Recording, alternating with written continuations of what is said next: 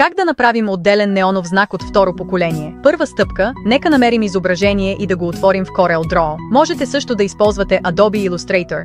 След това го преобразуваме в еднолинейно векторно рисуване. Използваме Pen Tool или Bezier Curve, за да го нарисуваме. Започнем.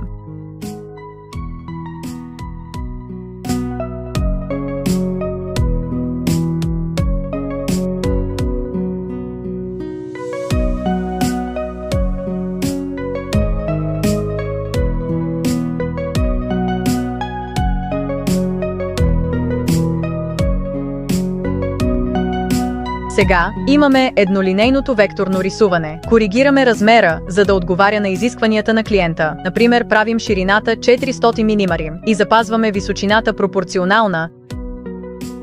Втора стъпка. Трябва да направим векторно рисуване на формата на задната дъска на неоновия знак. Го правим да бъде изрязан по форма. Изберете всички еднолинейни векторни рисунки, кликнете с десния бутон, за да намерите свойствата и ляв клик. Намираме контурното рисуване и ляв клик.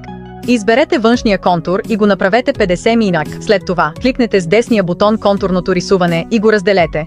Щракнете и изберете контурното рисуване, намерете вътрешния контур и въведете 20 мм. След това, щракнете, разделете и изтрийте външния контур. Получихме го. Трета стъпка, трябва да конвертираме векторното рисуване в файл за гравиране. Запазете файла на работния плод в .plt формат и го преименувайте на ToySign Neon Tutorial.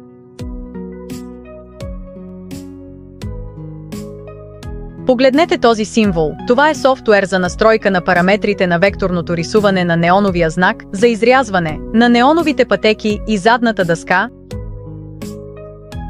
След това, въведете файла ToySign Neon Tutorial Pulti, който запазихме преди.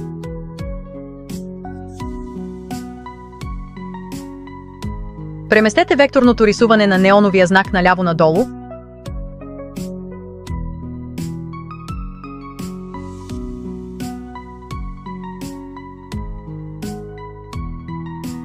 Разделете векторното рисуване.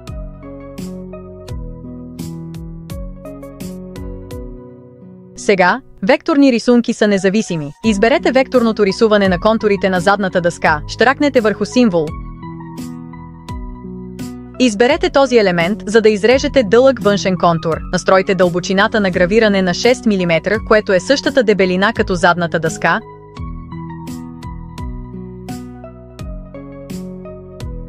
След това, пазваме файла в... Вижте формата на файла, го преименувайте на изрязаната задна дъска.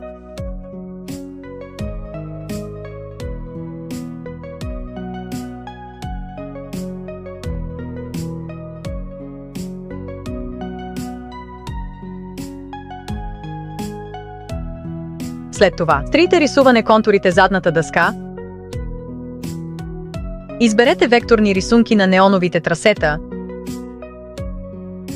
Кликнете върху символ. Изберете този елемент, за да изрежете по оригиналните линии. Настройте дълбочината на изрязването на 4,2 мм. Там ще инсталираме LED ленти и силиконови тръби. След това, пазваме файла в DNC формат и го преименуваме на неонови трасета.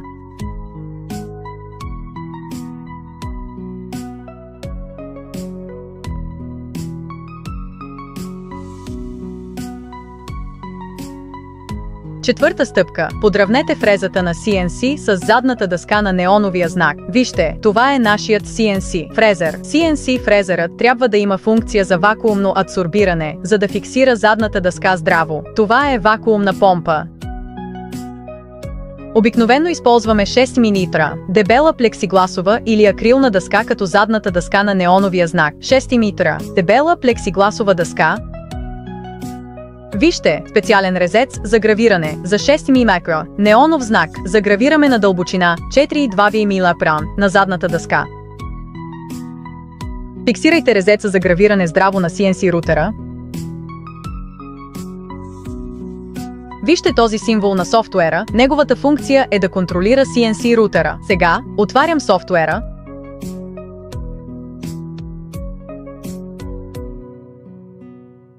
След това, можем да подравним дъното на резеца за гравиране с върха на задната дъска, да се докосват леко.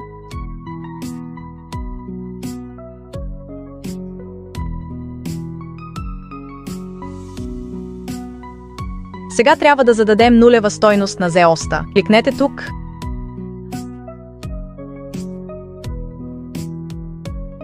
След това преместим гравиращия бит в оригиналната нулева позиция. Започваме да гравираме неоновата пътека. Въведете неоновите пътеки в NC файла, който запазихме на десктопа. Можем да натиснем бутона за стартиране, за да започнем гравирането.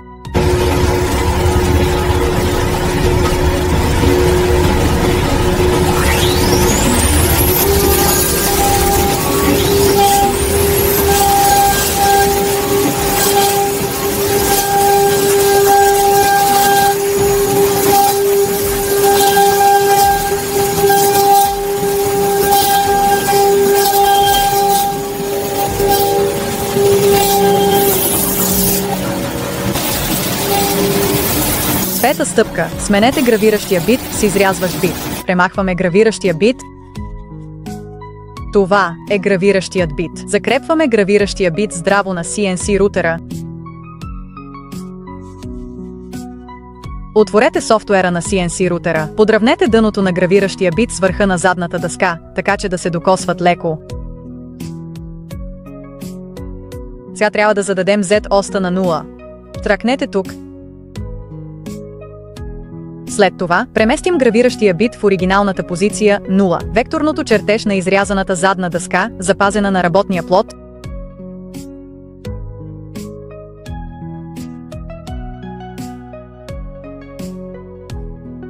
Сега започваме да изрязваме задната дъска.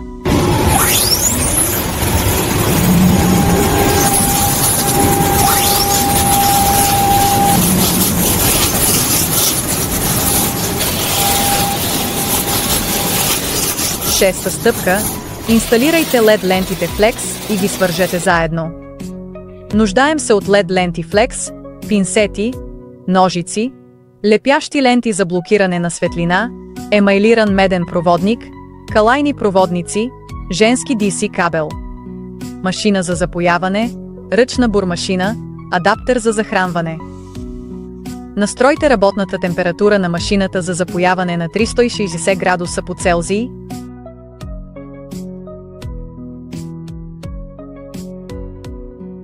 Добре, нека сега започнем да инсталираме LED лентите Flex. Ще ускоря тук. Ако искате да научите повече подробности, можете да търсите ToySign и Instagram, за да ме последвате и да научите повече. Или можете също да ми направите видеоразговор чрез WhatsApp, Instagram или Line. Има някои съвети, които да ви напомнят. На гърба на LED лентите Flex има лепящи ленти, така че можем да ги залепим директно на задните дъски по неоновите пътеки. Можете да сгъвате LED лентите Flex навсякъде, освен на точките за запояване. LED лентите Flex имат 3 LED диода. Ако дължината на неоновите пътеките не съвпада с LED лентите Flex, трябва да сгънем излишните LED ленти Flex на гърба и да използваме лепяща лента за блокиране на светлина, за да ги залепим. Запойте емайлиран проводник или прозрачен проводник на точката за запояване на LED лентите Flex. Свържете положителните и положителните терминали на двете отделени LED ленти и свържете отрицателните и отрицателните терминали на двете отделени LED ленти. Никога не свързвайте положителни терминали с отрицателни терминали. След като свържете всички заедно, включете всички LED ленти Flex. Да тествате.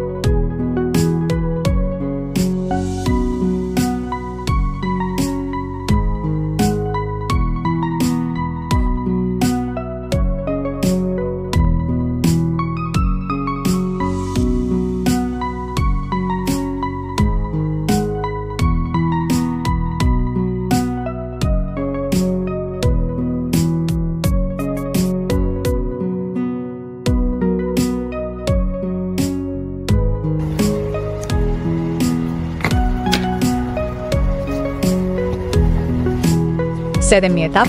Инсталирайте силиконовата тръба. Нуждаем се от силиконова тръба, универсален нож, нож под прав ъгъл, кръгъл нож, лепило 403 и почистващ силикон, отвертка, например, и така нататък.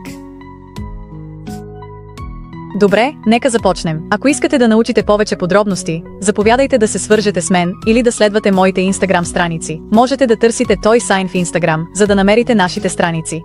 Представям функцията на тези инструменти и някои съвети за инсталиране на силиконовите тръби по време на инсталацията. Силиконовите тръби са дифузори на светлина. Имаме силиконови тръби с диаметри 6 мм, 8 мм и 12 мм.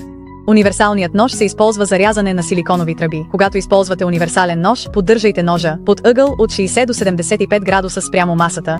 Ножът под прав ъгъл се използва за обработка на ъглови позиции. Когато използвате нож под прав ъгъл, го поддържайте под ъгъл от 60 до 75 градуса спрямо масата. Кръглият нож се използва за рязане на поправките. Той ще запази краищата на силиконовите тръби кръгли и красиви. Когато използвате кръгъл нож, рязането е като дъга. Лепилото 403 и почистващият силикон се използват за здраво залепване на силиконовите тръби, когато е необходимо. Например, когато трябва да направим кръг с диаметър 20 метра, кръгът е твърде малък, така че силиконовата тръба има много еластичност.